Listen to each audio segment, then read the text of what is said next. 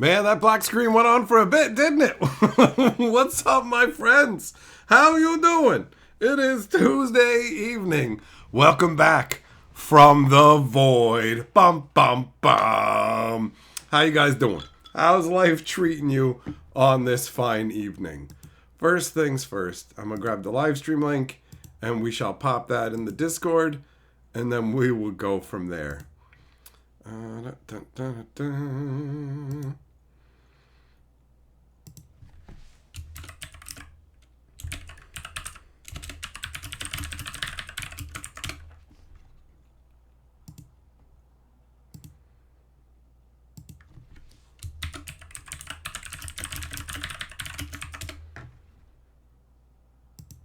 Okay, there we go. That's good. And we'll switch this up. Perfect. Okay, so hellos are in order. What up, Aang, 777, Millmaster, Fisher, Shelton, Baba, Tectonic, Nishimoto, 10-4, Myers, Zircon, Creepy, 71, Cheese, Slushy, Kevin, Griffiths, Joe, Sheba, Crawfish, Hector, Krakening, Prescott. All right, I think that I got everybody. Hello, how you guys doing? How has life been in the last 24 hours? I know yesterday we talked a ton about pizza, like a ton. So today I definitely went out and got myself some pizza, and it was good. I got myself the Pizza Hut pizza, pepperoni, and apparently, because I already ordered once before, they were like, we're doing a deal where you just get free breadsticks as well. So I had some free breadsticks on top of it, which obviously compounded the deliciousness. Somebody mentioned fairy dust last time, and they said that's what's on the breadsticks. So I don't even know how to describe that flavor. It's all right. It wasn't as epic as people made it sound. Cracking games. Listen, man, I'll be whatever I want to be, bro. I will. You can't tell me what to do in super chats, bro. What if I want to be? What if I want to be? Actually, that reminds me of a hilarious story. When I was a kid, I went to my mom and I said, "Hey, Mom, what does it mean if you're gay?"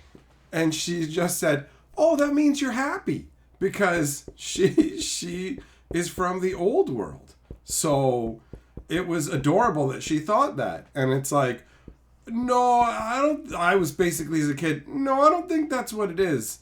The way the kids at school are saying it to me, it doesn't sound like they're telling me that I'm happy. You know, you know what I mean? So she was clueless in an adorable way.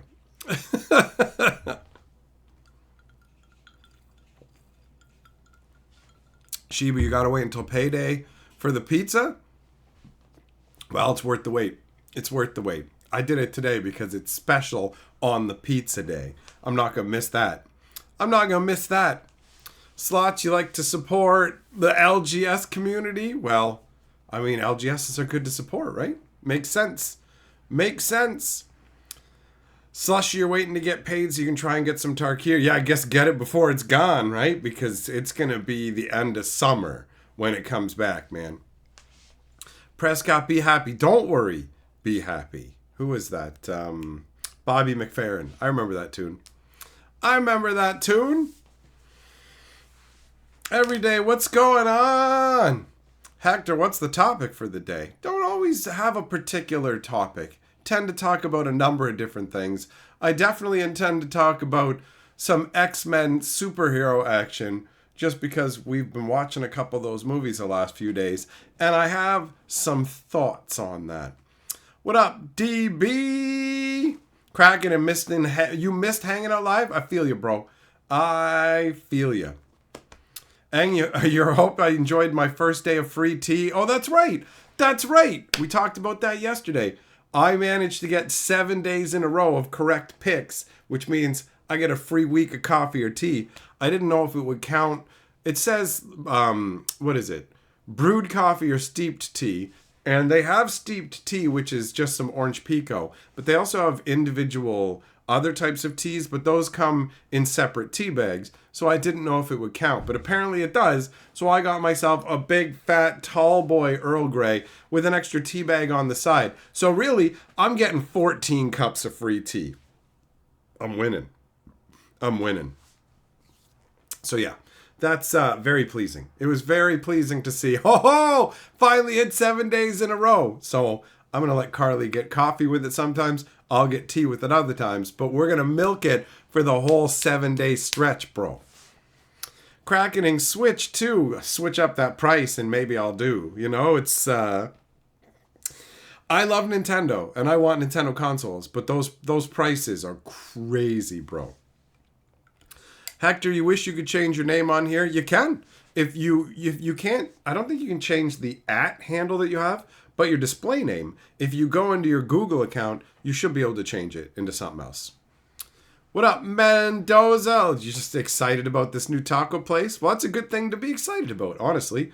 Food is good times, right? And so it's exciting when you get a place you want to go.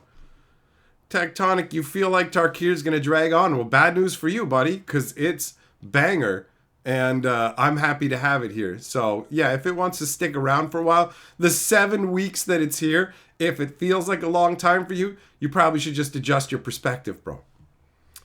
Ilvitar, you haven't had Pizza Hut in forever? I haven't had Pizza Hut in 5 hours.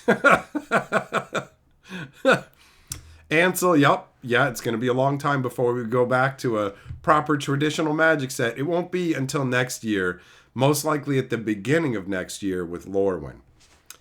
Hector, go make some tea. Do it up, man. Nishimoto, why am I not surprised you don't like Earl Grey? Who cares, though? Who cares? It's that whole, I've heard what makes you cheer, your boos mean nothing to me, right? I like Earl Grey in my mouth. You like unwashed dicks in yours. So everybody makes their choice. I like yummy things. You like gross things. You are what you eat. You're fucking gross. So choke on that truth, bro. Every day, what did I do to win the tea? There is an app for Tim Hortons, and they have a hockey challenge where you choose 3 hockey players each day. And if one of those players scores a goal if any one of your 3 choices scores a goal, then they give you a little reward. They'll give you a discount or something, or they'll give you 25 points when 400 points equals a free tea. So they'll give you a 16th of a free cup of tea or whatever, right? But if you manage to go 7 days in a row guessing one person who will make a goal, then they give you a free week of tea or coffee. And so that just started for me today. I can go to Tim Hortons once a day and get any size tea or coffee for free. $0.00, my favorite price. So that's what I did.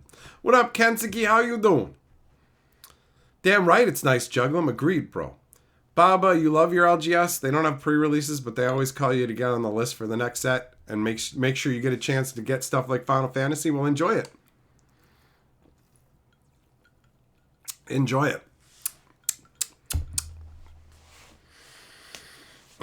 What up, Austin? No problem, Hector. It's not that difficult to do, man, but it can take a little while to go through the system. Baba, they set limits on how much people can buy. Well, fair enough. I mean, they want to make sure everybody gets a chance, right? Jugglim, you haven't eaten Pizza Hut in at least 20 years? Well, obviously you don't care for it. Obviously you don't care for it. I do. I enjoy it. So, whatever. I haven't had the fancy boy pizzas like you guys, like you and Zircon. When I eat my pizza, I don't have my pinky up. Oh, num, num, num, num, num. Oh, I'm such a fancy boy. I can only make my pizzas at home with my special artisanal cheeses and stuff. Sorry, fancy boys, that I can eat the pizza of the common man, but that's what I am, okay? I don't put on a fucking top hat and a monocle to eat a slice of fucking pizza, all right? Millmaster, you're testing Mai Tais for Sunday. It's necessary. Nice. I've been testing my supply of edibles to make sure they haven't gone bad in the last month. And spoiler, they haven't gone bad. They still work. Don't ask me how I know, because I won't tell you. 777 pre-releases are overrated. Nuh-uh, son. They're awesome. They're awesome.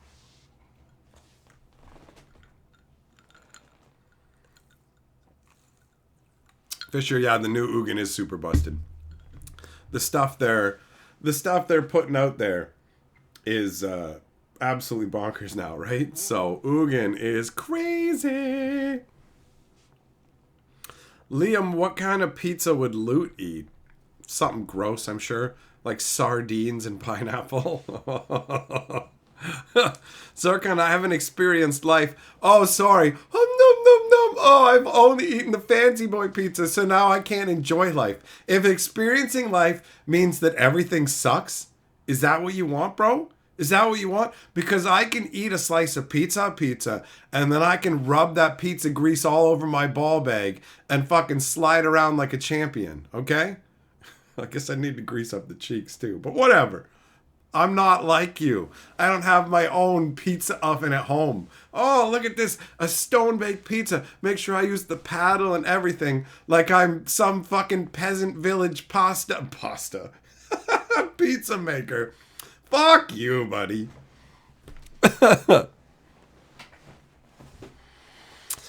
Richmond, your LGS just jacked up Tarkir Dragonstorm collector boxes after hearing the only other LGS in town sold out and couldn't get anymore.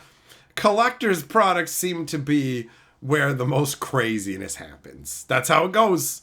That's how it goes, man. So it's never a fun feeling when they crank the prices. What are you going to do? What are you going to do? Millmaster, when you first heard me talking in the stream, that was the first thing that you thought in your head. Hey, whatever, man. Whatever. I had to test them to make sure they're still working, bro. You know? You know? Craggeting does Loot summon balls? He is balls, bro. He is balls. Myers pre-releases are awesome. Hell yeah. And you get free boosters on Arena for playing in them. That's true. That's true. I went to 2 pre-releases, so I got 12 extra boosters in my Arena account. Tectonic says, props for reading my pun with a straight face. Well, thanks, buddy. Appreciate it and appreciate the super chat. Juglum, I'm spitting facts. You know it. Oh, Zircon, you do have the paddle. You fucking hipster douchebag. Literally a slab of 8mm thick steel. I'm sure 8mm thick steel is what you tell the ladies too, right? Coming over to my place for a paddling and some 8mm thick steel. And you can't even deliver on that. Tectonic, it took forever to post. Sometimes the super chats just dawdle. They're just like, yeah, you know what? Okay. You send it off on its way and you go over there. And it's like, I'm just going to go over here and hang out for a while. And you're like, get away from that tree. Get over where you're supposed to be. It's like, nah, I'll show up when I feel like it. You can't tell me what to do. I do what I want. Keebler, what's up? How you doing, buddy? How you doing tonight? Tonight! So guys, I got an X-Men question for you. Why does Cyclops suck so hard? Like, Cyclops, arguably, has a really cool power. And it's pretty wild. I like the fact that it's uncontrolled. I like the fact that it's uncontrolled. You know? Like, yeah, he's got the glasses to control it. But otherwise, he just fires insanely powerful laser beams out of his eyes and can't control it. That's pretty wild. Like, there's some interesting tension there that you can play with. And he literally has a super powerful laser beam eyeball action. So why does he always feel like he sucks so much? Like, why is he always so disappointing? What's the deal? Like, the cartoon Cyclops, the movie Cyclops, all of it. All of it. What? Why? Why? I'm trying to figure it out. Why do I always feel like Cyclops sucks? Craggadang! Oh, buddy, thanks for giving me permission. I appreciate it. I was concerned. I will be happy. I'll be very happy. Also, I'll update the board. What's Pretensio? What are we talking about? Oh, Liam says it's not deliver, it's Pretenso. I mean, wasn't that, it was Delicio? Wasn't that their like motto however long ago? Their jingle, whatever you want to call it. Whatever you want to call it. Scott Summers was written to be a joke. He's the weak link on purpose. Elaborate. Elaborate upon that point, Fisher. I'm genuinely trying to pinpoint why Cyclops is so underwhelming. You know? Like I want to understand it. Because ultimately he does have a very interesting power. The whole laser beam eye thing is not a terrible power. It's super powerful with what you can do with it. Now, part of the problem in the movies is they can't really have him use it in any effective way because he would be cutting people in half in ways you couldn't heal from, right? Like his laser beam eyes and stuff would presumably cauterize whatever he cut through, right?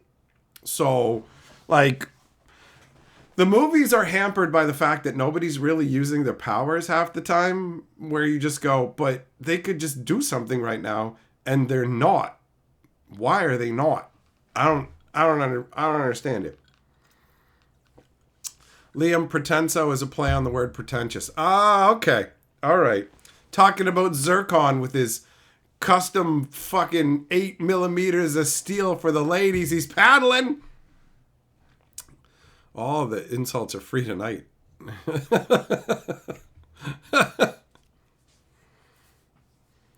Not every superhero can be allowed to be OP. Richmond, well, the thing is, people have downsides. They have limits to their power, but those need to be played upon, right? Like, Cyclops has laser beam eyes, but you could just shoot him in the face and he'll die. He's not like Superman. Superman is everything. And I'm not saying at any point, does somebody like Cyclops need to be all powerful? I'm just saying he's got some interesting power. Why is he just so underwhelming, right?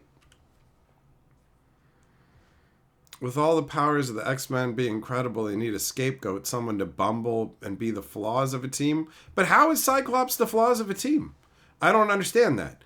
He's like the kind of like, what is it? Stuffy leader, you know? Something like that. Like we're watching the one enemy guy named Frog, and he's fighting against Storm, and it's like, Storm can fly. Why isn't she flying? Like, when he threw into the elevator shaft or whatever and she fell down, I'm like, she can fly, though. I know she can fly. And then she just flies out, and it's like, okay, all right. There were certain moments that I liked the way they did things. Like, when the one enemy knocks off Cyclops' glasses, and he ends up his head blasting back, and his eyes are open, boom, and he blows a huge hole in the ceiling. It's like, okay, you know what? Now Storm can take advantage of the fact that the open sky is there to basically blast Buddy using her powers. I liked the way they set that up. It felt organic. It felt like a logical sequence of events where nothing was forced for them to be able to use their powers. So that part felt good. I even said to Carly, I'm like, oh, that feels good. I like that. It feels right. But then just a bunch of points in the movie where you're just going, huh? But what? Why is somebody just not using their power, right? Millmaster, who's Jubilee? Wait, is she that chick with the spiky black hair from the cartoon? Juggling, he shoots lasers out of his eyes. That's a big power, though. Like, what else does he need? I don't know why Cyclops sucks so bad, but every time I'm just like, I don't like you. I do not like you. He was wasted potential. He could have been a laser eye surgeon. Come on. He just does LASIK. Weep. Weep.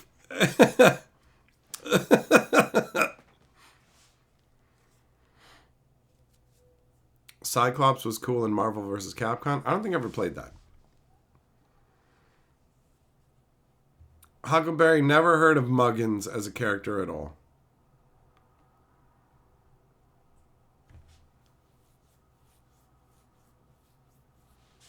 They're kinetic beams. It creates force as well, and he's flawed to show that the power is the ingenuity and resourcefulness and determination of his personality. All right. He just never feels cool to me, man. Wait, I knew that Jean Grey, Wolverine, and Cyclops were all part of a triangle, but I didn't know that Emma Frost was involved, and I don't actually know who that is. So that's got to be cartoon stuff. I've only seen comic book stuff. I've only seen the movies. That's it. The movies and the old animated show.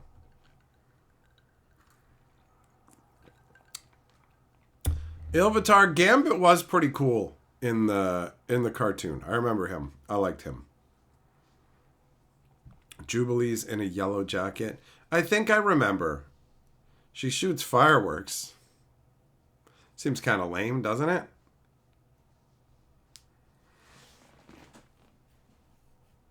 Emma Frost's ability is diamond-like skin. Okay. I mean, that's obviously got some real uses. Muggins is the landlady of Peter Parker. I have a hard time believing his landlady is some super powerful person.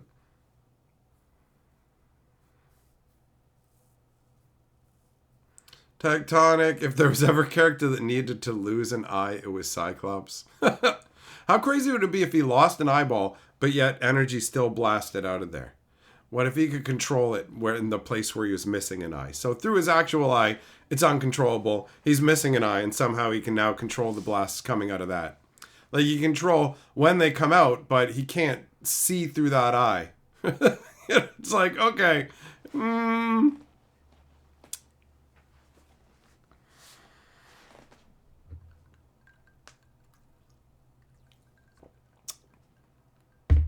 But yeah, I just felt like Cyclops, like the potential is there. The potential is there for Cyclops to be cool. But meh. Forget Me Not is the best X-Man. Are there must be a bunch of X-Men I don't know about, I guess. Richmond, you owned a pair of Scott's glasses from X-Men 2. They're Oakleys with ruby lenses. Huh. Isn't it annoying looking through them at that color? It's like rose-colored glasses, bro. Jess, you're full of wieners from Costco. Well, don't let Zircon know, bro.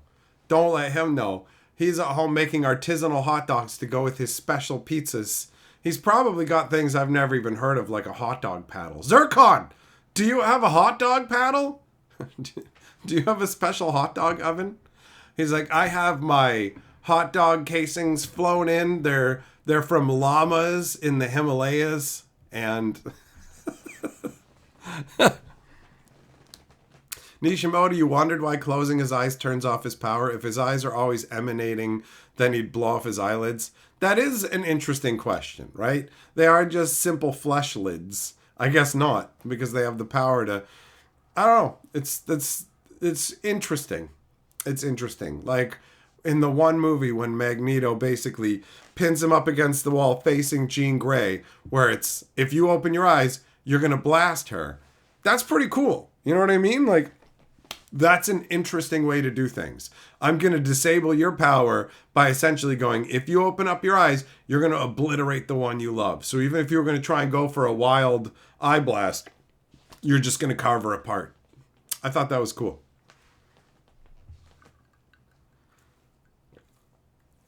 Slushy, you're currently eating hot dogs? A lot of people these streams cramming wieners in their mouths and getting baked. And guess what? I do both those myself. So I'm here for it, gentlemen. Carry on. Carry on. Because nothing really matters. Mama, put a wiener to my head. Zircon, you just got a grinder attachment for your stand mixer. I called it. He's making his own hipster hot dogs. Look at this shit. Look at this. When we have some kind of like Hatcher Con or whatever, you're going to have to handle the catering. You're going to have to hand make our food, bro. Fisher, Jubilee was the first live action X-Men movie as a background character. I don't remember if we watched the first one. We're watching them in a random order. So we just watched Okay, we watched two over the last 2 days. The first one that we watched was the one where it's, what's his name? Is it Stryker? And he is like a military scientist. He's the one who created Wolverine. And for just a regular human, he's doing a good job of dealing with all these mutants, right? So there's that one, which is actually chronologically right after the one that we watched last night. So we watched them in reverse order. So last night's was the one where Magneto just has the ability to turn everybody in a certain area into mutants with his crazy mutant maker machine, which is never explained. He just has it. He just has it. Like, how is he doing that?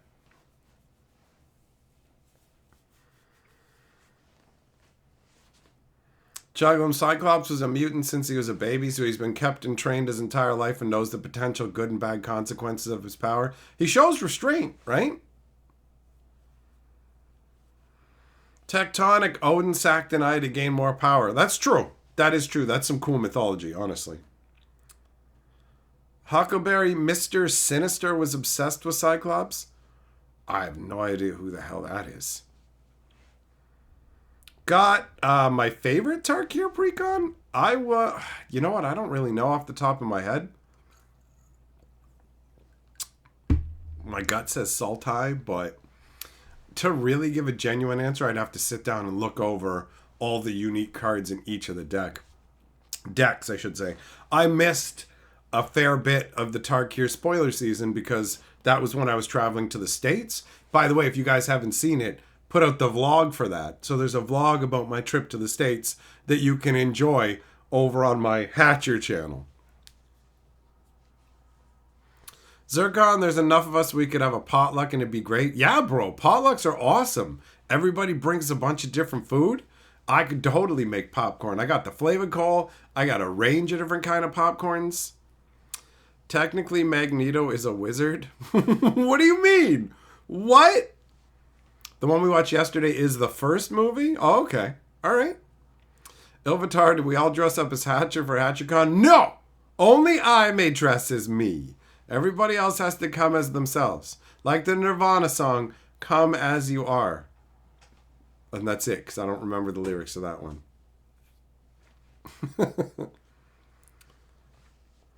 Floppy Nightcrawler assassination attempt intro. I like Nightcrawler in the movie where he is basically almost obsessed with religion.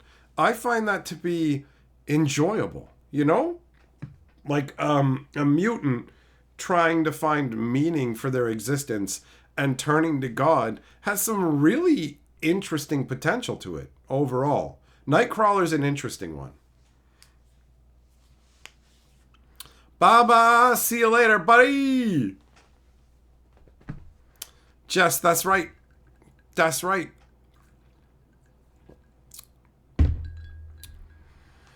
Nice, your Deadpool finally arrived. Well, you should feel lucky, bro, because I've been reading about a bunch of people who have had their Deadpool orders bounced back due to shipping issues, and trying to sort it out and get it from Wizards is equaling another month-long wait. So you think you've been waiting, they gotta wait a lot longer.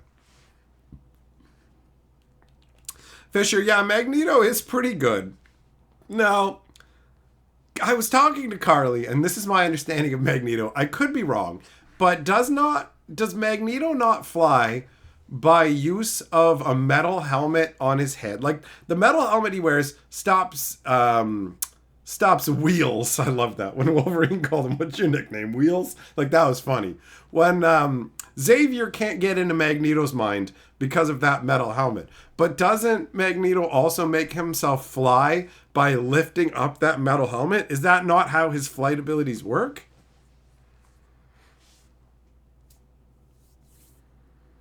Millmaster, you can cook chicken parm for 50 without breaking the set. Yeah, but what happens at the 51-minute mark, right? What happens then?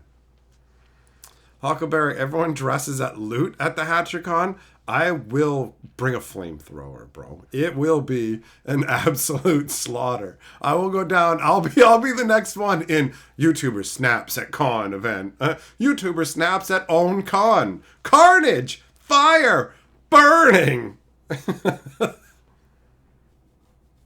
Juglum, you like Red Skull? He's the guy in Infinity Wars who leads Thanos to that gap where he has to like sacrifice Gamora, right?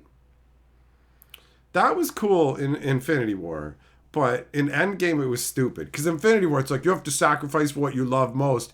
But then in Endgame, it was Hawkeye and Black Widow, and it's like you two, but she loves the Hulk. So what's even going on? And neither of you are trying to sacrifice the other. You have to sacrifice what you love most. So the only way what they're doing making sense where they're stopping each other and the other one's trying to jump off the cliff would mean if you love yourself the most, then you're sacrificing yourself. But these, like this, what? Did you not pay attention to the rules? Because if either of you had succeeded, it wouldn't do the thing, you see. That's the problem. That's the problem. Zircon's trying to shift blame to Millmaster about nerding on food. You can't fool me, man. You can't fool me. Yeah, there you go. Nice. Now you got a perspective shift, right? Fisher's like chicken parm. You got my full attention. Iron in his blood, he bloodbends. See, that doesn't make sense from the perspective of the movies. If he could do bloodbending, which I accept as a premise later on, whatever.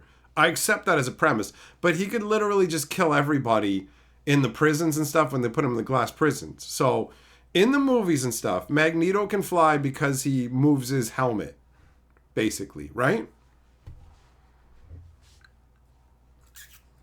Bo Falcon, those are the lyrics, buddy. I can hear it playing in my head as I read that.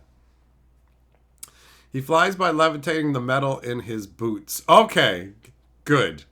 If he's got metal in his boots, that makes way more sense. Because I was saying to Carly, I'm like, I think he lifts himself by the metal in his helmet. And I'm just like, the strain on his neck must be enormous. Like, imagine that. Your neck can't handle that much. Imagine your whole body just dragging down on your neck the whole time. Like, it would fuck him up, bro.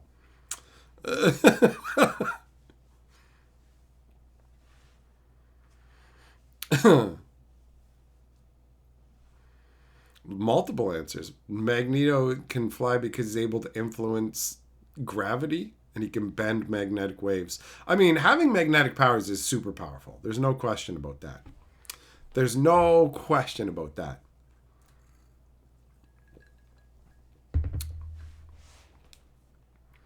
Tectonic, no, I've never seen what happens when you drop a magnet through a copper pipe. Does it magnetize the pipe? Keebler, you got cookies covered for the Pollock? All right, buddy. Chess monks do those neck strengthening exercises and hang by the necks. The whole time I was watching it, I was just like, think about how strong his neck must be. Carly was saying, people hang from bars with their whole body weight. I'm like, yeah, not by the neck. They hang with their arms. So if he's just hanging by his neck, like he's flying up that way in a strong breeze, Storm could just hit him with really strong winds and then his neck would snap. Can he just move the whole earth? I don't know. Isn't in one of the episodes or one of the movies, doesn't he pick up like an entire stadium? I liked it when he picked up the cop cars, smashed them down on the other cop cars, when he took everybody's guns away, where all of a sudden in a single gesture, all the guns get whipped out of everybody's hands, but the one guy is holding his gun so hard that he gets pulled forwards. And so I like little details like that. Honestly, the movie had a bunch of good writing to it. The biggest flaw I found mostly was just people not utilizing their powers to the level that they actually would, and then things going the way they naturally would because of those powers being utilized to that level, right? There's a comic where he puts the helmet on a psychic alien to keep it from using its powers and then crushes into the ground with the helmet. All right. That's pretty intense.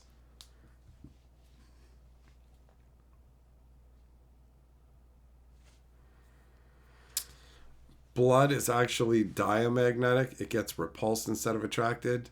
The first time Magneto would try and pull a person forward, Sith style, they shoot backwards. He just wants to pull someone over to talk to him, ends up flinging him off a bridge. Shit!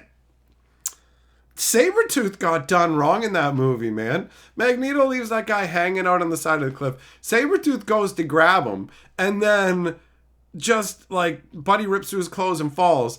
And Magneto treats it like it was Sabretooth's fault when it's like he did everything he was supposed to. You're the one dicking around leaving him hanging out there. Like, for real. Sabretooth got done dirty for no reason.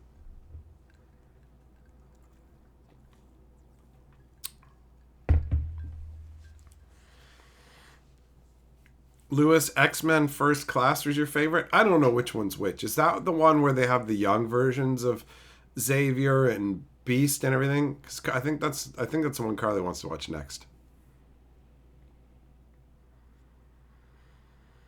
Hector, yeah, I mean, that's the thing. You watch him use abilities and go, wait, why didn't you just do this here? Like, this doesn't even make any sense.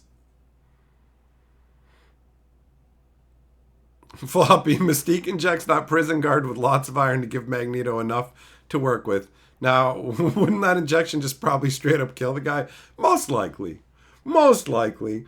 I'm willing to give him a pass on that kind of stuff. You know, it's like, okay, whatever. You figured out how to put just enough metal into somebody where it won't kill him. Whatever. You got some advanced scientific technology. Okay. It's mostly just, like, we know your powers and you know your powers and you're just not using your powers. And you go, you know?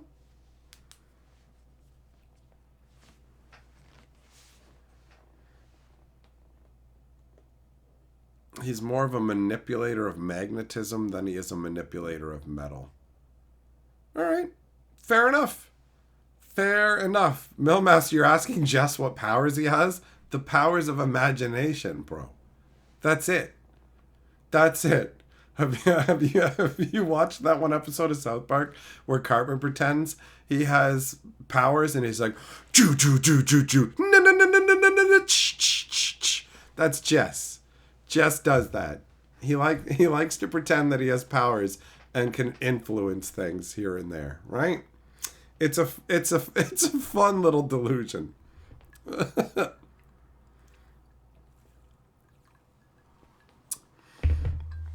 Creepy. That's pretty wild, man. That is pretty wild. Fisher, you sent images of Magneto versus the alien. All right, would you send them on? You sent them on Discord or what?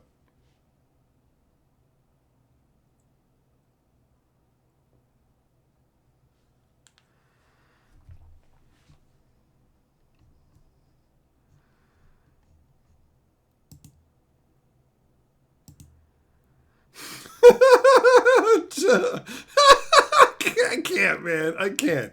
Just saying, I made a guy crash his car once using my soul. Sure you did, bro. Sure you did. I'm absolutely sure that you did. Fisher, Facebook. Oh yeah, I can't see that shit here, man. I don't have that access to that here. Through the Discord, I got it right here, but Facebook is only on the other computer. Nishimoto, you thought Days of Future Past was the best X-Men movie? I don't know which one's which, man. I don't know the two that we watched, what they're called. I don't know any of them because every X-Men movie is like the same to me. They're all interchangeable and all the names are the days where things happens. Happening days. Days. The happening. Oh, fucking X-Men. The 14th time. X-Men and the dinner party. What is anything? All the names don't mean shit to me. It don't mean nothing.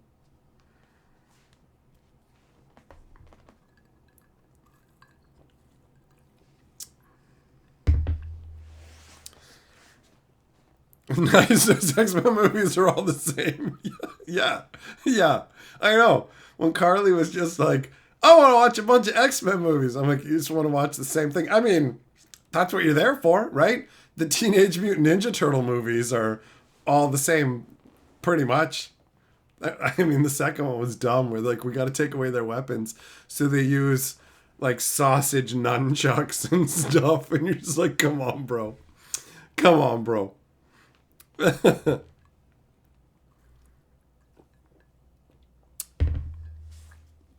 ninja, go. Oh, Hector, you still like Teenage Mutant Ninja Turtles, but the second movie sucked. Yeah, I mean, the first one was good, and the other two weren't really, but I loved them when I was a kid. Like, fucking loved them. I loved Teenage Mutant Ninja Turtles. I had a neon pink Teenage Mutant Ninja Turtle hat, bro. Nishimoto lies. Apocalypse had Olivia Munn in a correct Psylocke costume. Apocalypse sucked so bad. That movie sucked so badly. Carly loves the X-Men movies, so she really wanted to see it. And I watched the movie and I'm like, this sucks. This movie fucking sucks. They painted Poe Dameron blue. They got a fucking angel, like the angel guy is crap. The whole movie is garbage. The whole movie is fucking garbage. Speaking of the Teenage Mutant Ninja Turtle things, if you guys haven't seen Teenage Mutant Hood Turtles, do yourself a favor. Check it out. It's a hilarious dub where it's just like, some of the lines are so good. The one guy goes up to Shredder. He's like, April O'Neil is Shredder's niece in this version. So he goes, Shredder, your niece is fucking a red turtle. And then he's just Shredder's like, all right, I want you to find Red Turtle and I want you to fuck him up. And he's like, no, it's a turtle. She's fucking it. And he's like, what the fuck? Right? Like, it's so stupid. So the Foot Clan, that scene where they attack April down in the subway or whatever, the Foot guy comes up, he's like, your Uncle Shredder said keep them legs closed. And April's like, what? And then he fucking, bitch, you hear me now? It's so stupid. It's so stupid. But it's hilarious. Raphael and Casey Jones get into an argument over selling bunk weed. Like, it's so dumb, but it makes me laugh. It makes me laugh. Oh, man.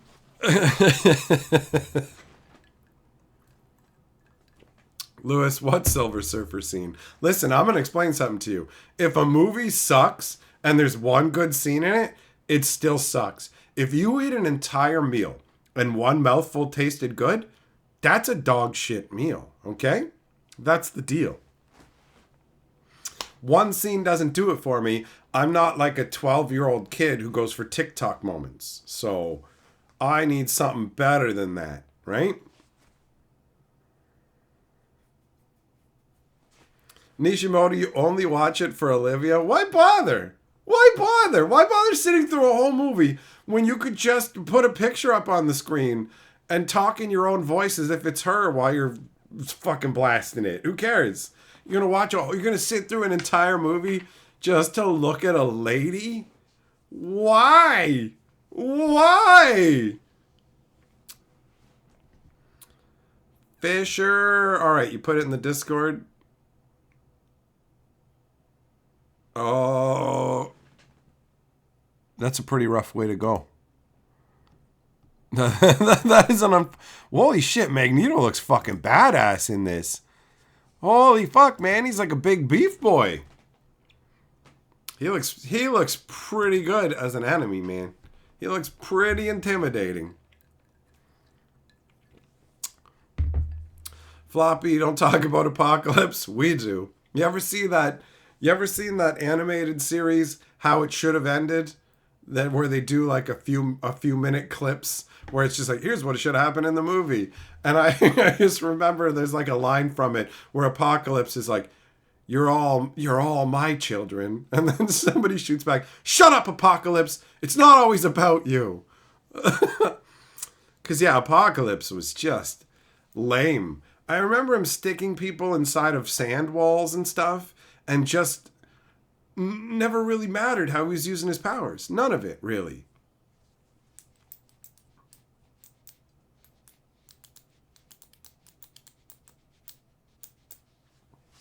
And yeah, Origin Wolverines, I don't think I know that one. What up, Larry? Putting a deck together for later this month? Nice, bro.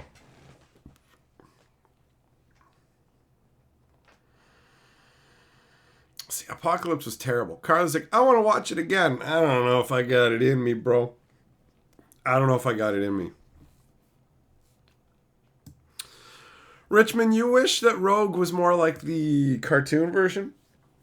Well, fair enough. The Rogue that's in the two that we watched is pretty underwhelming overall, honestly.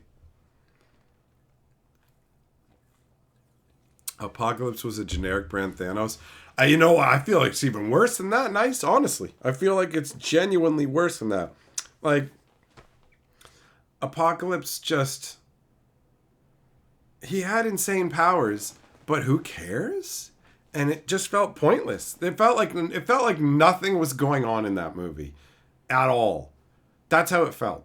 I felt nothing of import at any point. I'm like, how can you be so powerful and so inconsequential at the same time? You know?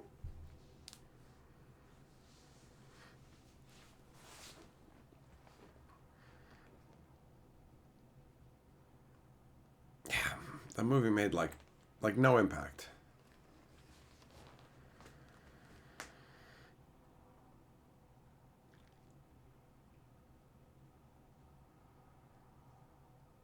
Fisher, oh, you're talking about the Lord of the Rings movies? Oh, because Millmaster's talking about him. I got you. Now you're doing the Clerks reference. It's like all the movies are just walking. It's just walking. Here's the first movie, walks. Here's the second movie, walks and trips. Kind of looks back. Yep.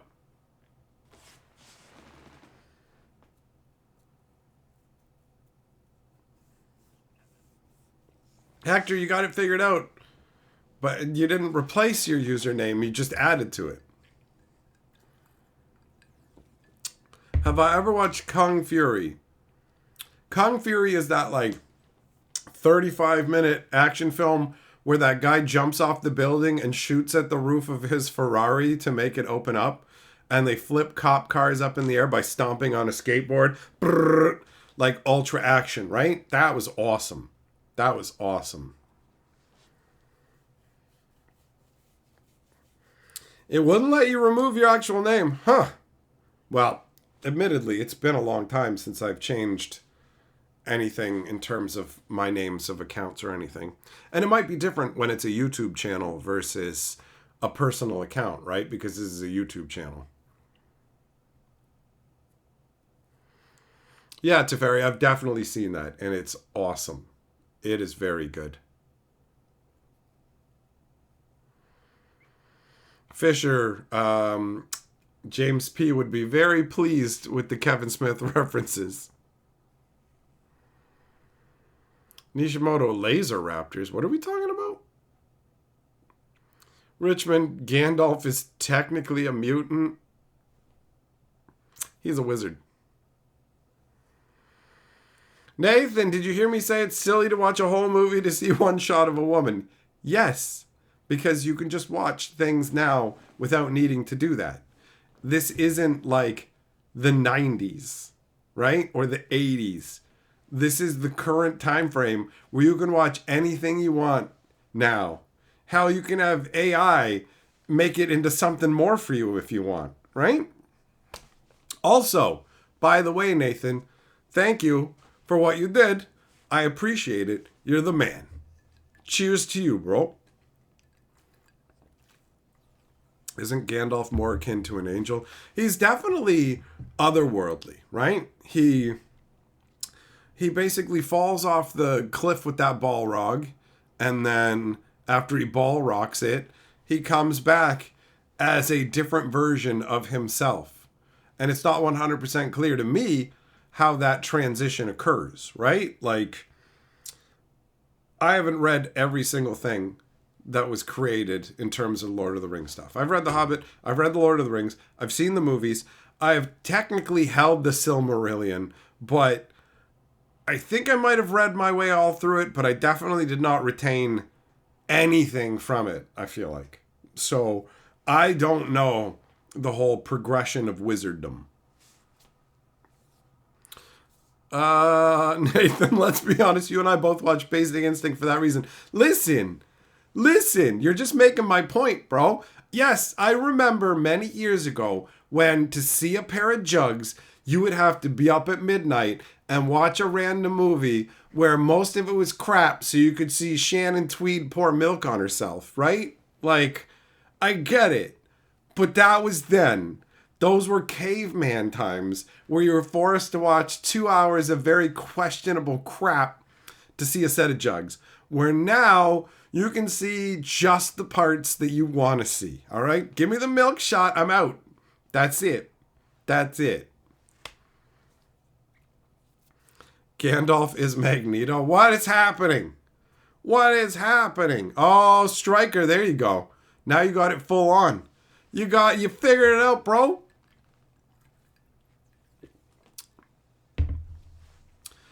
Gandalf is he's an immortal? Full on? Huh. According to the same Lord Gandalf died fighting the Balrog? Did he get resurrected as a different version? Well, he can't die if he's immortal. Right? So is he immortal or is he a reincarnation?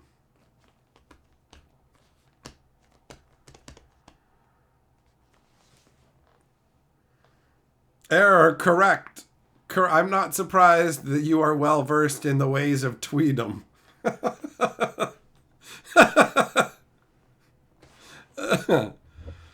Oh.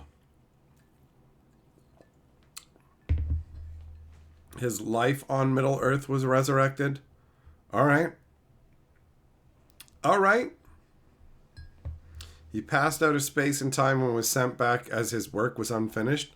Imagine that happened to you at your job. Like, imagine you just worked in an office and you hated your job and you're just like willed yourself away. Like, oh, I'm so tired of filling out these forms and filing. And you literally find out how to transcend space and time. And you break the bonds of reality and float away. I'm free. I'm going to the astral plane. But then you just get sent back and it's like the filing needs to get done. It's like, what the fuck? Some ultra powerful beings send you back to just file paperwork on fucking Beanie Babies or something. Like just some inane corporate shit where you're like, oh my God, I have to make files for that Bluey dog car show. I gotta file documents for that forever. Forever. The otherworldly beings fucking severed my link to the astral plane and sent me back here because my work was unfinished. Gandalf and Magneto are played by the same actor. Dun, dun, dun. What? Were they?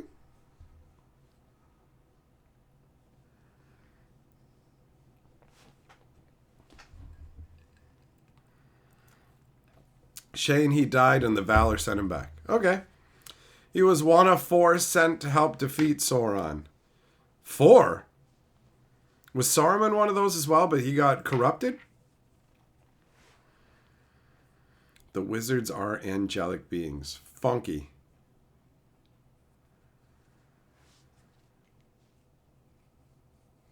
Master Gandalf to the authentic Boogaloo. You're going back. Get back to filing, bro.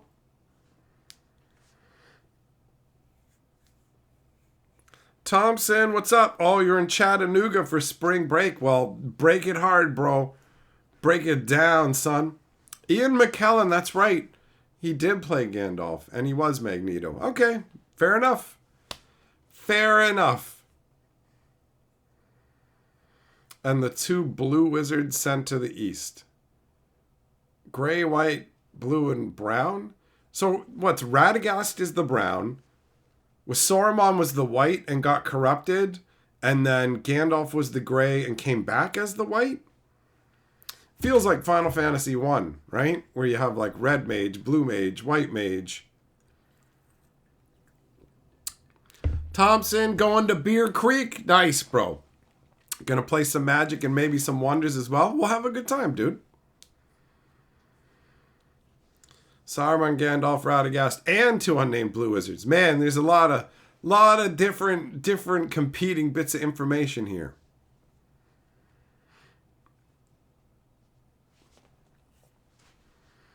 Avocado, what's up? You're caught in a time warp, bro. You're way back earlier in the stream, my man. Way back earlier.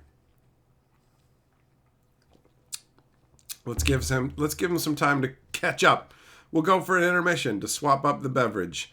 I'll be right back. Don't be a dink! Use my Amazon link. When Hatchet goes for a drink,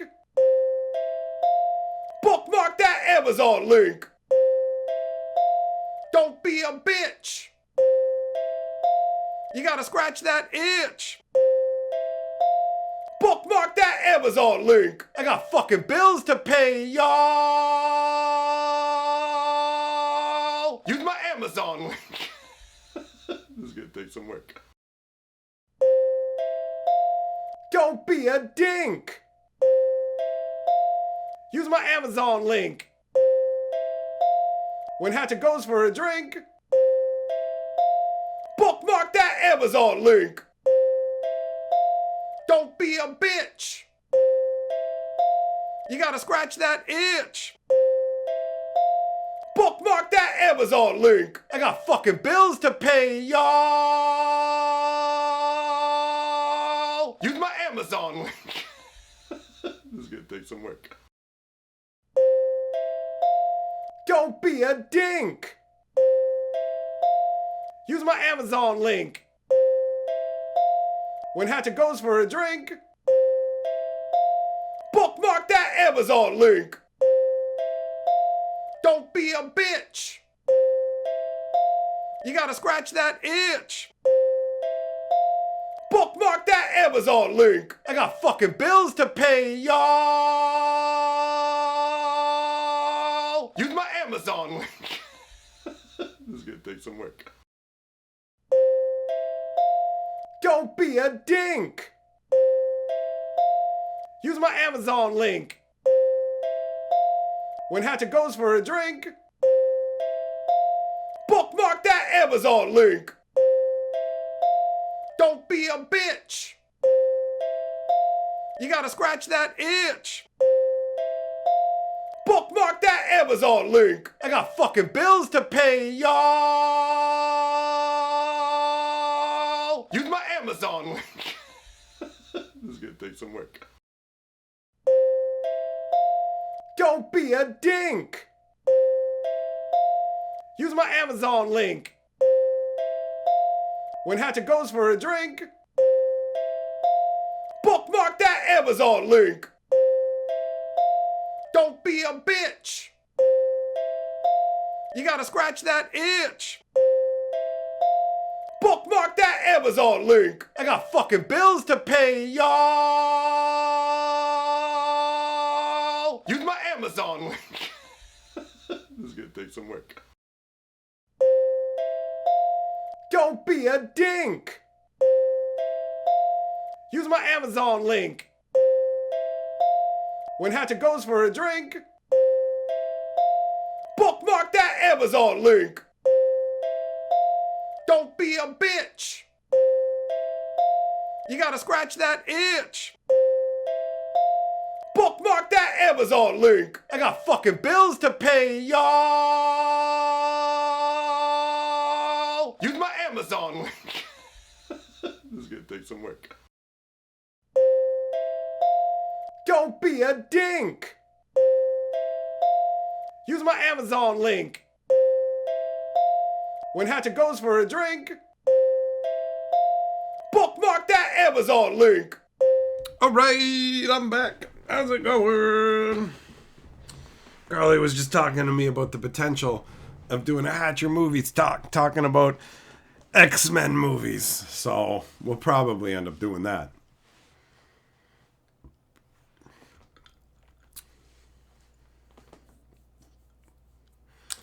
That's right, Slushy. Bookmark the Amazon link.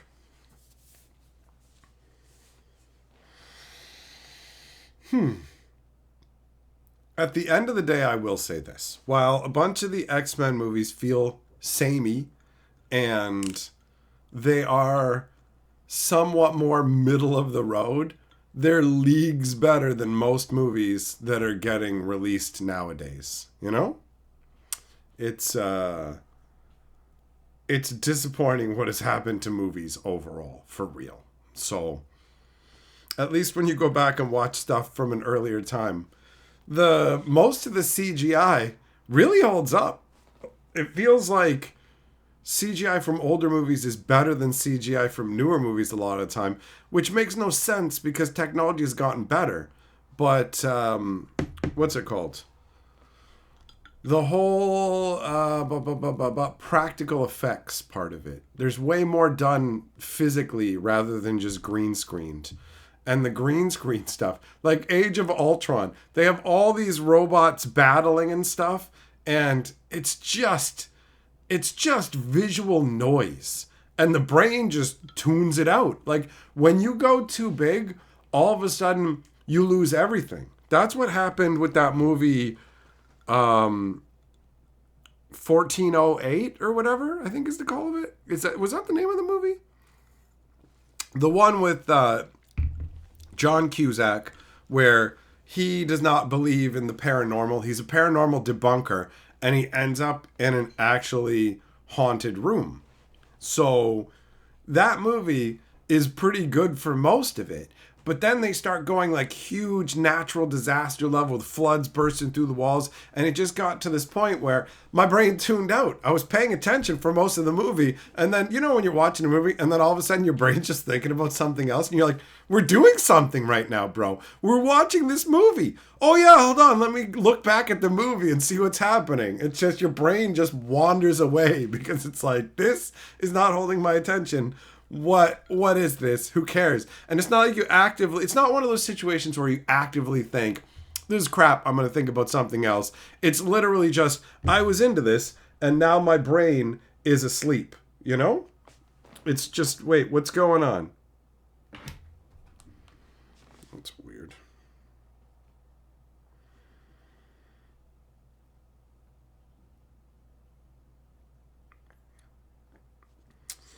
Well, that's fine. Ziria, what's up? You sure do love late notifications. You're here to lurk. Well, you're welcome to lurk.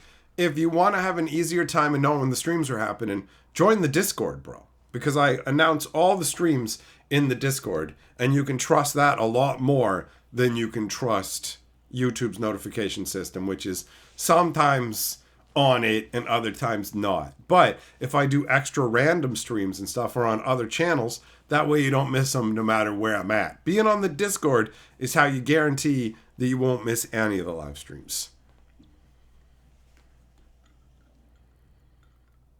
Thompson, the movie Grave Encounters is pretty good. Never heard of it. I'm most of the way through that book now though, buddy. That time travel book. Almost done. Middlemaster, John Big Booty can't be Dumbledore because guess what? He knows nothing. Ziria, you're in the Discord. You don't draw shit. Well, fair enough. Fair enough, buddy. What are you going to do? You can trust in me, but you can't trust in the technology. That's how it be.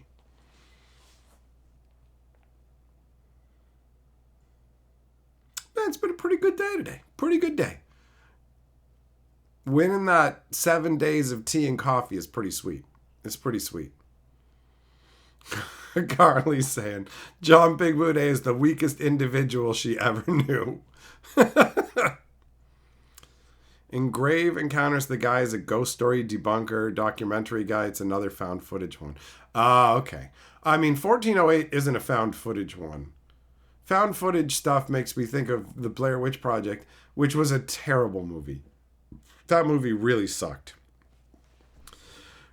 Christ says, I trust in perp and the baked potato I'm eating. Hell yeah, man. Perp and potatoes. That's all you need. That's all you need to keep you going, bro. Thanks for the super chat. Ziria, tech overlords are trying to stifle your viewing experience. Don't let them, bro. You could never get on with found footage films. They're mostly dull, Jess, have I seen The Illusionist with Edward Norton? Yes, and I enjoyed it. I did enjoy it.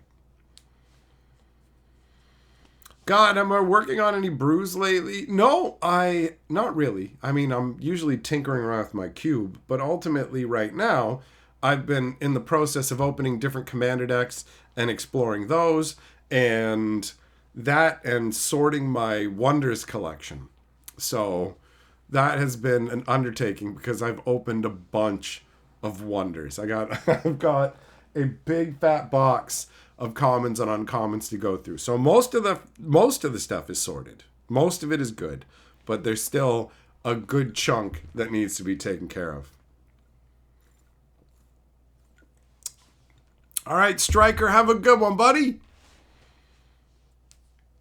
Millmaster, no, I've got news for you. You're going to be the new Dumbledore. And you're going to have all the important lines. You're a wizard, Harry. You're also going to be Ron and Ron's rat. And, Millmaster, you're going to be the Marauder's map. So, have fun with that. Is the Prestige better than the Illusionist? The Prestige is the one with the Prestige is the one, if I'm not mistaken, where they have cloning technology. Is that the one? Shane, the only found footage movie you can recall that was any good was Cloverfield. I haven't seen Cloverfield yet, but it's on my list of things to check out at some point. Charles, just how big is my collection? Not nearly as big as it used to be. Once upon a time, I supplied pretty much like a big portion of the city with singles. My job was to keep singles flowing through the game store, run events, all that kind of stuff. So I would have tons and tons of copies of everything. Like whatever commons and uncommons that people were going to need from sets, the playable stuff, I would have 30, 40, 50, 60 copies of all that. Tons and tons of extra rares. But a number of years back when things shifted up and this became my job, doing YouTube, making videos, all that kind of stuff. When my job shifted into that, it coincided with the game store being sold to somebody new, and the new game store owner was very much involved in procuring singles himself. So there was no more need for me to do that anymore. That's what stopped it, really. It wasn't so much YouTube and everything, because I was already doing that and the card thing at the same time. But once the store got sold, the guy in charge of it now had a keen interest in actually supplying the store with singles himself. And he already had a whole bunch of stuff. So basically, it was out with the old, in with the new. And I only started doing it in the first place because the game store owner at the time didn't want to deal with it anymore. He's like, I don't want to deal with getting singles. I don't want to deal with all the hassle, all of it. So I just came to him one day and it's like, all right, I'll do that. I'll take care of that. So at one point, I had a massive collection to accommodate for that, right?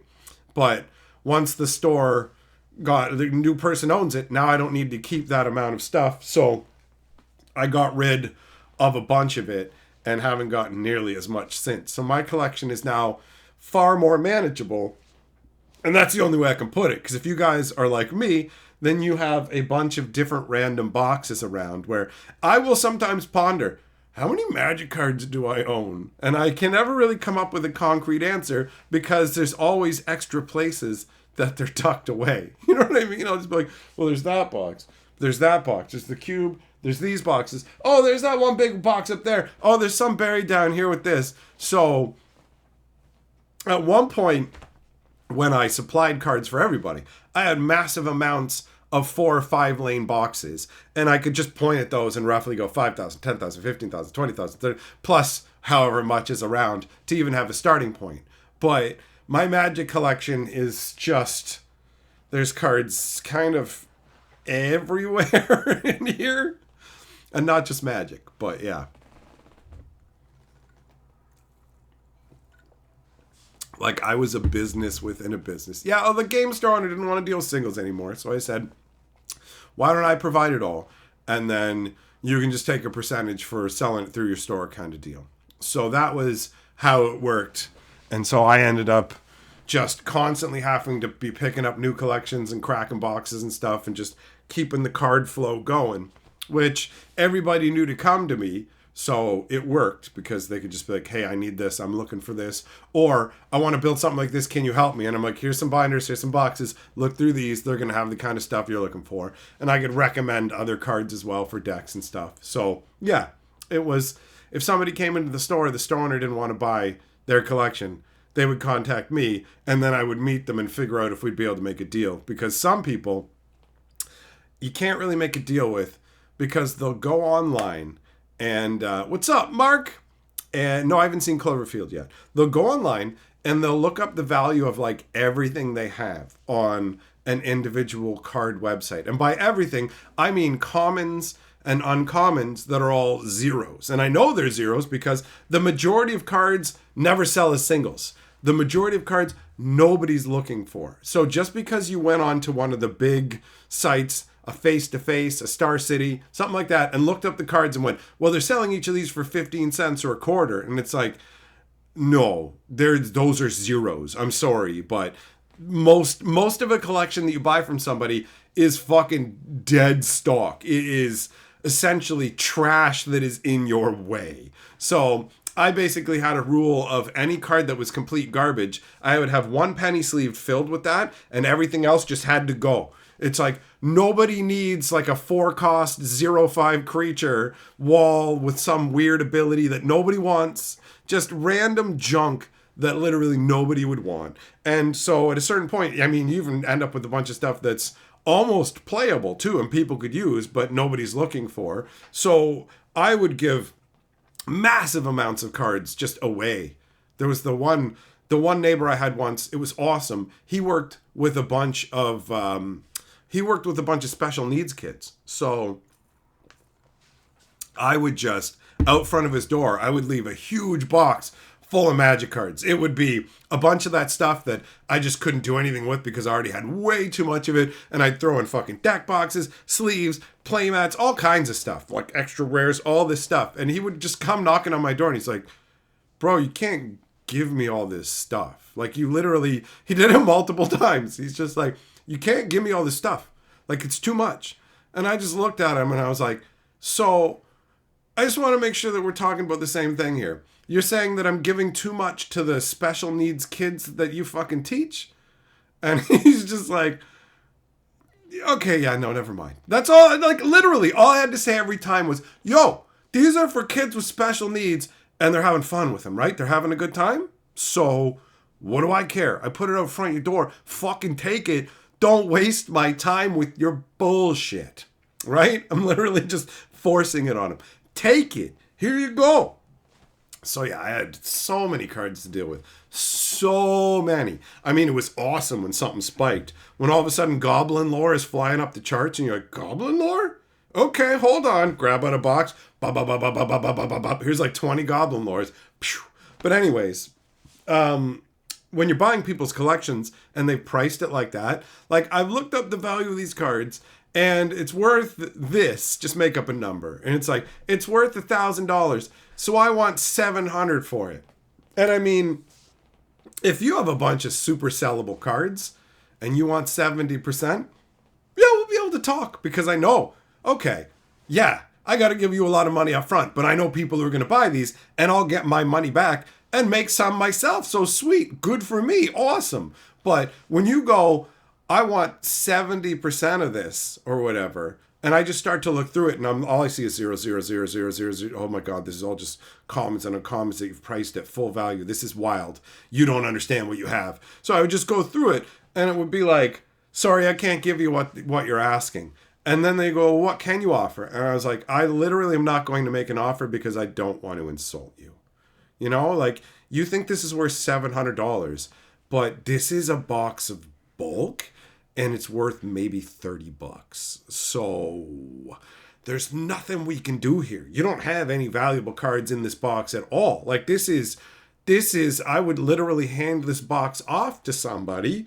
There's nothing in here. There's none. So I don't want to insult you when you go, it's worth $1,000. We want $700. And I'm like, I'll give you $30. That's just going to lead to anger. You know what I mean? I wouldn't even give you 30. I'd give you 20 because it's worth 30. Right. So like with those, you're just like, sorry, I can't make an offer on this stuff. And I definitely don't want to insult you by coming in super low. So it's all good. And I couldn't direct them to anybody else they could sell it to for what they wanted because they're disconnected from reality and it's not their fault. They just don't know enough about Magic, right?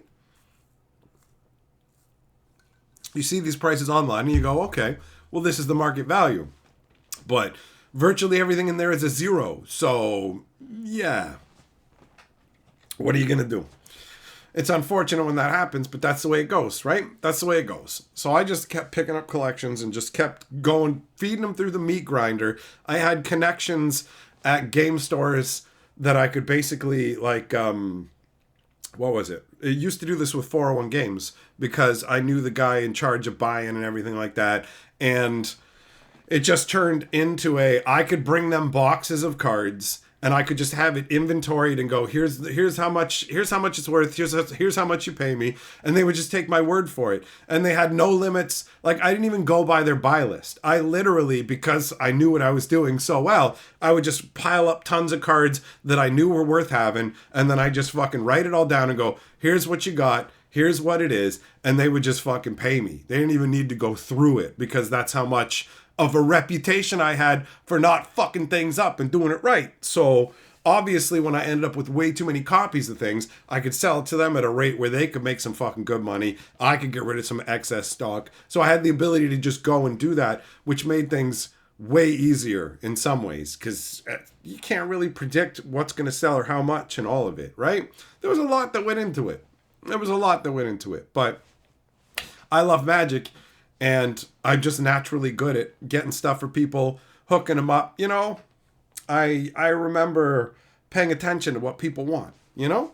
You just overhear some random guy talking to another guy that he's looking for this card. You just make a mental note of it. It's like, oh, that guy said he's looking for doubling season to his friend over there. Doesn't bring it up to me at all. I just hear it in passing. Next time I see a doubling season, snag one up, wander over to him and be like, hey man, just so you know, I picked up this doubling season because I heard you were looking for one, but you don't have to take it at all because who knows if you pick one up or you don't want it anymore. But just to let you know, I have one available. And they would be like, oh, bro, you actually went on your way to get this from me? That's fucking sweet. Yeah, I definitely want it, right? So it usually went over very well. Actually, I can't think of a single time where I did that where the person wasn't grateful and both still wanted the card. So ultimately, I was right into it.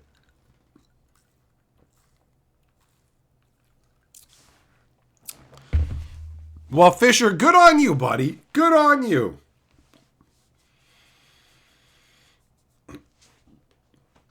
Jess, you got rid of some crap at 60% value because you throw in your bulk with the rarest? Well, I mean, bulk is bulk. It's good when you don't overestimate its value because most of the time it's all just, I mean, it's called bulk for a reason, right?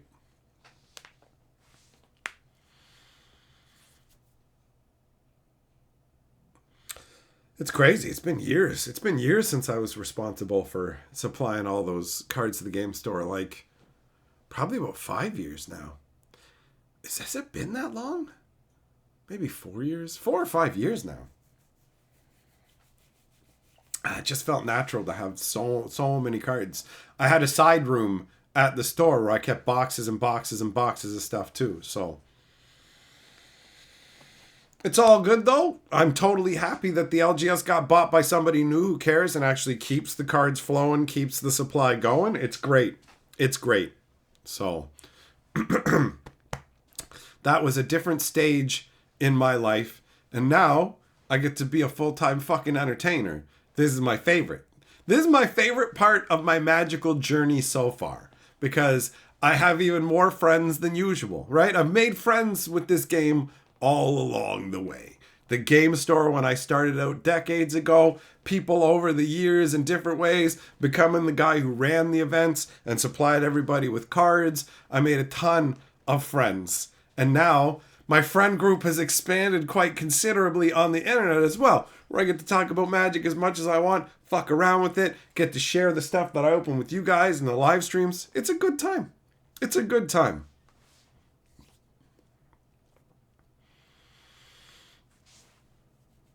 Slushy, you sold like 20k cards of bulk for like $200. That's pretty good, actually. You got a pretty good deal. 777, I didn't miss my calling. Hell no, it came a calling, and I said, let's go.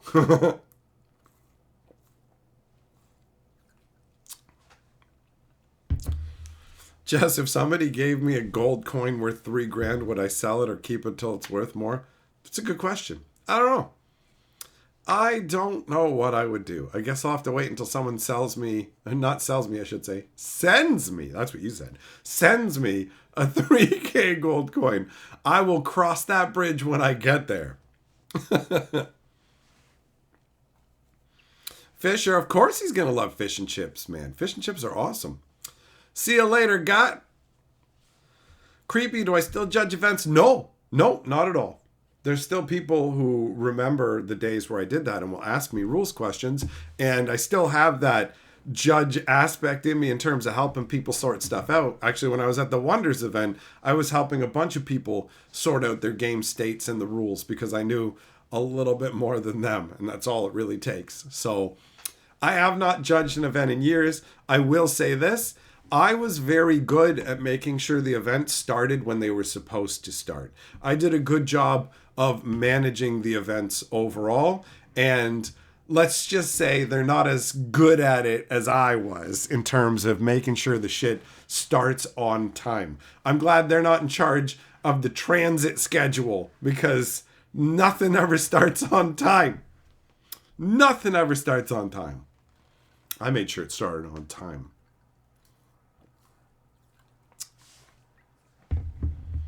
Millmaster, I'll gladly pay you a hamburger for Tuesday. Deal with that mathematical equation. I don't miss judging events. I only stepped in temporarily originally because the guy who was doing it couldn't do it anymore. And I said I would step in for a few months, and then I ended up getting roped into running every FNM and all the pre-releases and stuff. And people can be annoying, and I have very little tolerance for it, where I'm doing the pairings and people are talking. I'm like, hey, shut up. Stop talking while I'm doing the pairings, because invariably you'll be the idiot who walks up to me afterwards and goes, who am I playing? You're not special, fuckstick. Shut your mouth while I say who's playing who, and then you can run your mouth. Or no, you can't fucking trade while I'm doing the fucking pairings. It's 30 seconds, you worthless fucking dickheads. So shut your mouths and fucking listen. You came here to play Magic, right? This is me telling you who you're going to play Magic with. Fuck off. You're not special. You don't get to fucking run your mouth while everybody else pays attention. It's annoying. There are some people who were really bad for it. And I would just be like, hey, shut up long enough to hear the name of the person who's going to beat your ass down at Magic. Because we know you're going to fucking lose.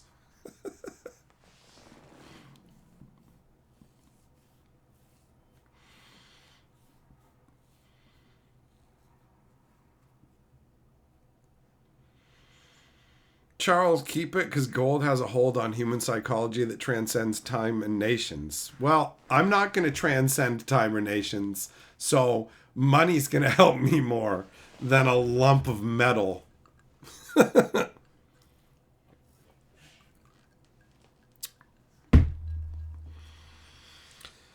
So yeah, there was parts that I liked about judging. You know, it's cool. I facilitated the event so people got to play Magic. That was good, right? Answering people's questions was good, but maintain an order was a hassle. Some people were very ignorant. Like the one guy who showed up every time for the tournament 5 minutes late. He was always 5 minutes late. And I never really said that much about it. I just kind of let it slide. I had just started the event and I knew he was going to be there because he had texted me or whatever. So I popped him in, that kind of stuff. But then the one day he came up to me and started hassling me about these two people who were still playing in the round.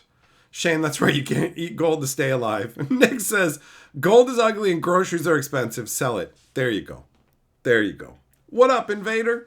So yeah, this guy who was always 5 minutes late starts complaining to me about these two people. And he's like, why don't you go call time on them? I'm like, because it's not time in the round. And he starts hassling me. And I'm like, listen, fuck you, dude. You don't get to complain about anybody else taking up fucking time. Because you show up to the tournament 5 minutes late every single time. Every single time. And I know it's not because you're coming from work, because I know what you do for work. So you're always the exact same amount of time late, which means you could be here on time every time. So those 5 minutes basically are just like everybody's waiting on your ass, right? So it's 5 minutes across all the different people here. We're talking hours of people's lives, okay? You're responsible for that shit. And now you're hassling me about this round shit? Fuck you. Here's how it works from now on. Be here at 7 when this shit starts, or guess what? You're not fucking in it.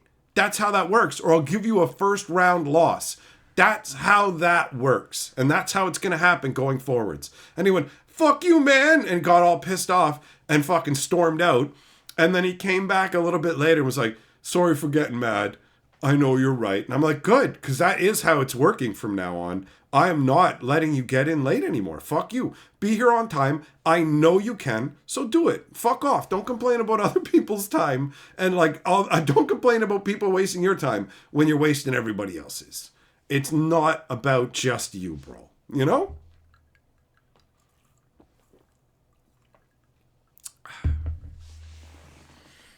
Creepy, you hate the one guy who talks loud and makes you miss who's playing. Yeah, who you're playing. It's annoying. It's annoying. It doesn't take long to do the pairings, right? So everybody's here to have a good time. Don't be a dick. Vast, your local LGS does first round loss when that happens. There you go. There you go. That's definitely a way to handle it. That's what I told him. And guess what? He showed up on time. He showed up on time after that. I had to yell at a bunch of people, and they get mad at you at first because that's just what the ego does. I'm not wrong. Why are you yelling at me? And then they go away and think about it, and they come back. I was wrong. I get why you were yelling at me. It's like, all right, we're cool. Like, I will yell at you, but when you come back and go, yeah, sorry, bro. All right. Fine, it's all good. I told you in no uncertain terms how it is. I find that telling people shit politely doesn't seem to fucking work for me. It doesn't seem to get through. But if I tell somebody to get fucked and why, they remember. And it gets through. And then they come back and go, sorry for what I did, bro. Because I don't go off on people who don't have it coming. I don't just randomly pick people. I'm going to be a dick to you. It's totally just like, listen, man, I'm observing you in real time. And you're a fucking dickhead. And you need to know about it. And the reason that you go fuck you and yell and get angry at me is because your ego gives you nowhere else to go. You have nothing to say back to refute what I'm saying because I've just laid the facts out for you. And it's uncomfortable and your brain doesn't like it. People don't like to be told they're doing something wrong. So they get defensive and angry. But guess what? Being defensive and angry don't make you right. Tell me how I'm wrong. And if I agree with you, I will. But it never turns into that because there is nowhere to go when I go, you're consistently here 5 fucking minutes late every fucking time, which means you could be here on time. I know your work, so there's no reason for you not to be here on time. And these people still have time in the round. So what you're doing is massively ignorant. And go ahead and point out where I'm wrong. Oh, that's right. I'm 100% correct. It's called fucking facts and logic. You're not going to be able to refute fucking reality. It doesn't work that way. It don't work that way.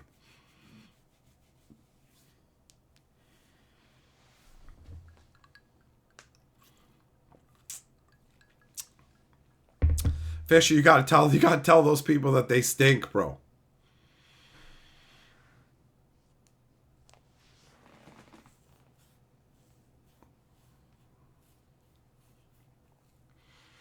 Charles, hell yeah, but that's why I'm your favorite foul mouth. It says foul moth. What am I, fucking Valgamoth? Nice. Yeah, you know what? You're right. It's not difficult. It's laziness. You have time to do your deck tech. You have time to do a deck check, but you can't take 5 minutes to have a shower. This guy gets it.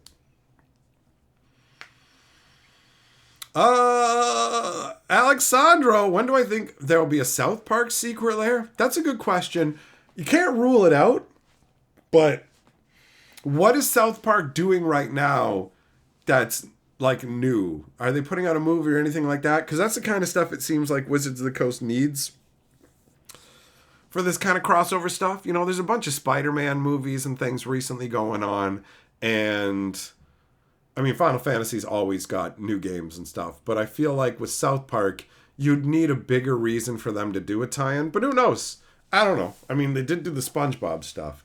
Anything's possible, but I wouldn't see a South Park layer anytime soon.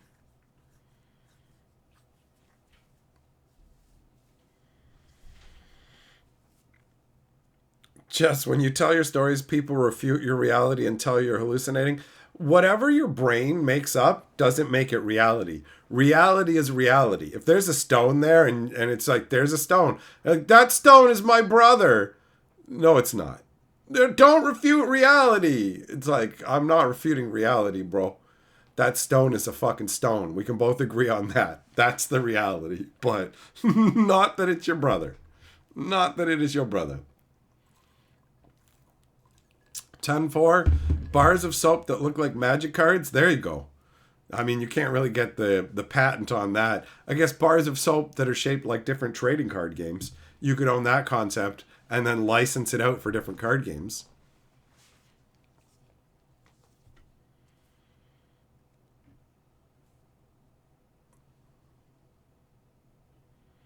Fisher, yep. South Park had a magic episode 1,000,000 years ago. That's true. That was what was referenced.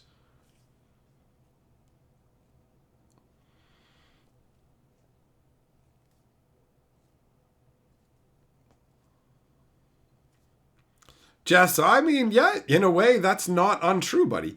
Can you ever really fully experience reality, right? Because your brain is just interpreting everything around it, right? I mean, at the end of the day, you can't you can't experience anyone else. You can only experience yourself experiencing them, which is a ridiculous thing to say, but at the same time, that's it, right? Because everything's filtered through the prism of your own existence. So that's why there can be such strong different reactions to a whole range of different things, right? At the end of the day, your and my reality, we can agree on a certain amount of subset of it, but there'll never be 100% like overlap on it, right? Who knows exactly even the colors that I'm seeing versus the colors that you're seeing. I know for a fact that the women I've been with can see more colors than me because we get into arguments. Well, argument might be a bit of a strong word for it, but we get into disagreements about like this red thing or this whatever, and my eyes do not see the same amount of colors. The one chick that I was with, we had a gray chest. It was a gray chest that we purchased. She insisted it was blue. It was blue. And at the time I thought she was crazy, but I didn't know that women can actually see more like color detail than dudes. And that's going to range from person to person too. So, you know, you look out at the world and presume that everybody else sees it the same way you do in terms of the colors and everything. But if you could actually have it all programmed in, even if you could have programmed into a like a computer to show it all at once, you'd need something to adapt and change the colors in a way your brain could process because you can't even see the differences, right?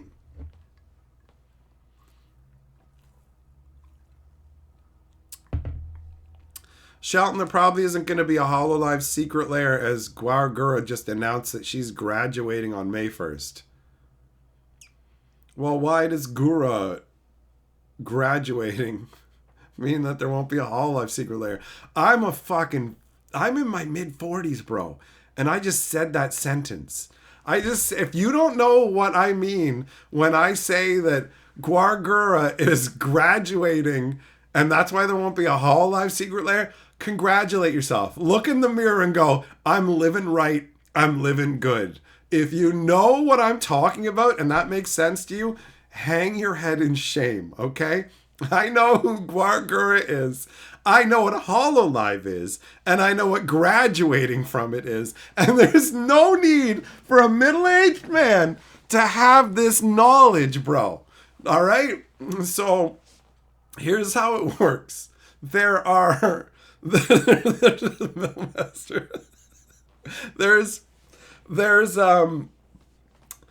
little anime avatar YouTubers. And I say little in that they are small on the screen or whatever, not as in their channel size, because these people fucking dwarf me on an inconceivable level. You just go and they're like 60,000 people in their streams, like millions and millions and millions of subscribers, and it's just chicks as like anime chicks. So they're animated people on the screen.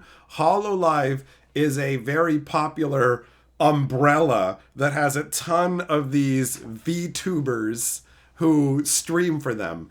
And when they are done, when they're no longer going to be a streamer, they call it graduating. Like, it's like saying when you take a cow to the slaughterhouse, that cow is graduating. So this is essentially the retirement of a digital avatar girl in the HoloLive brand sphere. Oh my God. Why do I know all this, man? All right. So I will say this, genuinely. A bunch of those feel like they have nothing really going on, honestly. But Guargura is actually a talented singer. So I really like her rendition of Fake Plastic Love. I can't believe that I know this shit, man.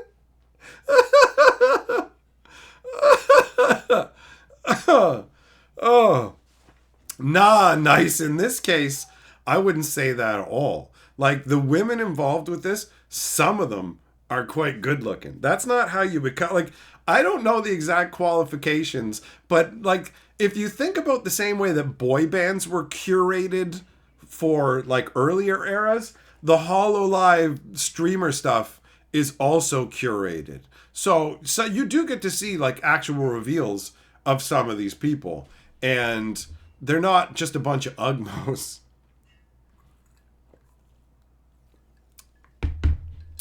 Charles says, I'm living right and I'm living good. Zeria, the only one you followed, you know. Nathan, you have no clue. All right. Juglum, I don't know who Gita is, but I'm not surprised. You probably fucking have stickers of all of them up on your wall, and you come in and go, Moosh Moosh Senpai Arigato, and then eat some fucking rice balls and shit, right? While you watch all these fucking VTubers. Just VTubers and me. No wonder your brain's fucking rotted, bro. It's all garbage. Nothing of worth is going in. Oh. So yeah, the whole graduating thing is pretty wild. I wonder if they have contracts saying they can't like do their own streaming afterwards, you know? Jungle says, when a millennial accidentally reaches peak zoomer. Bro, this is the internet is the abyss, and they say when you stare too long into the abyss stares back into you. Well, I have stared into the abyss. I know way too much about way too many subjects that no self-respecting man of my age should know. For real. Any of you guys who had no fucking idea what I was talking about when I talked about HoloLive and VTubers and shit, congratulations to you. You're doing it right. You're doing it right. They can't use the same channel. They have to go onto their own. Yeah, I know that. They're not going to get to operate under the HoloLive brand. I wonder how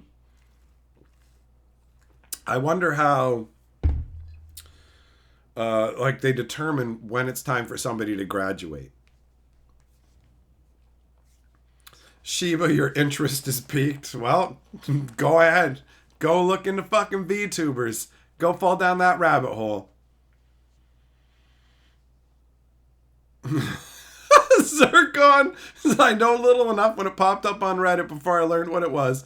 When my stoner head read HoloLive, I imagined it as something like Hall Olive.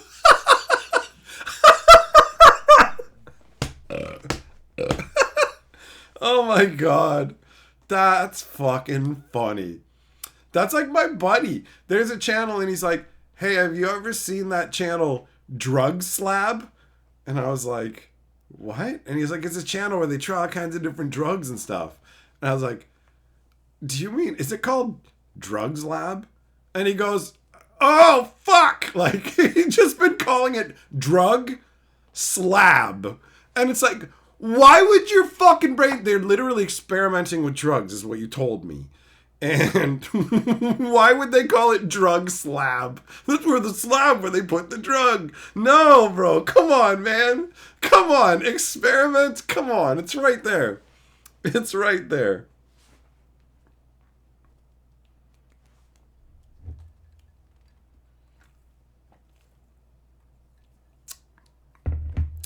Earthbinder, there's a V-Card TCG.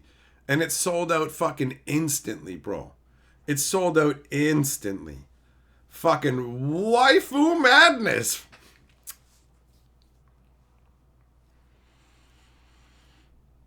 Nick, I didn't blink. The abyss fucking flew into my brain. There's no escape.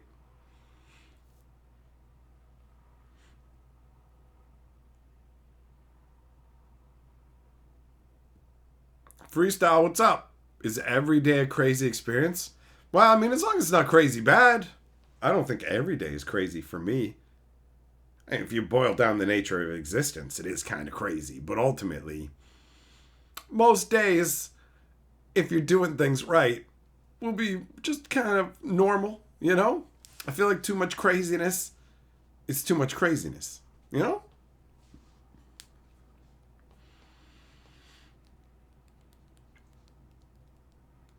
Jess, how many RAM is my computer? My computer is 2 sheeps, bro. 2 sheep. Yes, sir. Yes, sir. 2 bags full. 1 for my random access and 1 for my read only. Earthbinder, you didn't know body pillows have holes in them?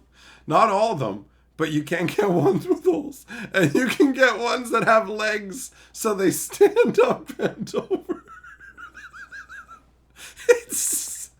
It's one of the saddest things and the funniest things I've ever seen at the same time. Imagine getting excited to go home and plow your pillow that's got standing legs and a hole for a flashlight. Welcome to the fucking pinnacle of human evolution, bro. Fucking aliens come by. They're not worth talking to. These idiots are fucking pillows.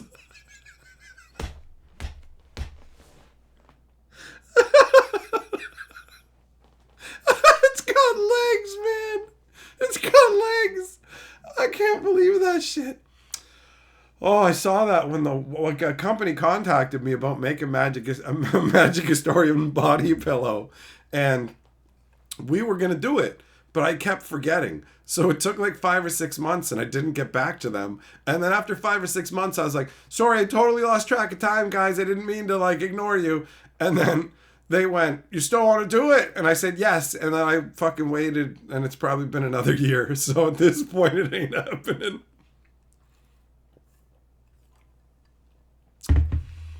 Ziria, your weeby, but body pillows are like one step from those people that murder and keep the body as companions.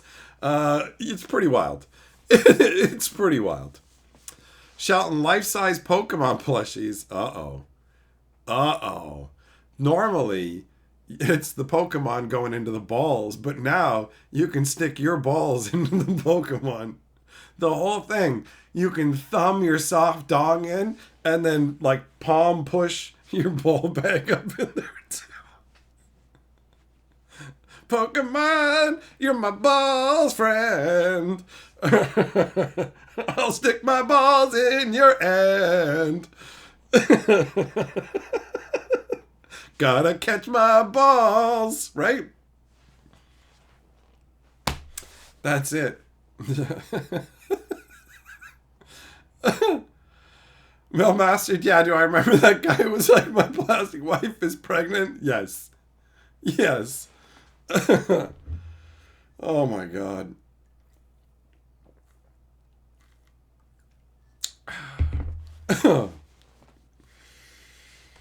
Oh, there's some degenerates out there, boys. There's some degenerates out there.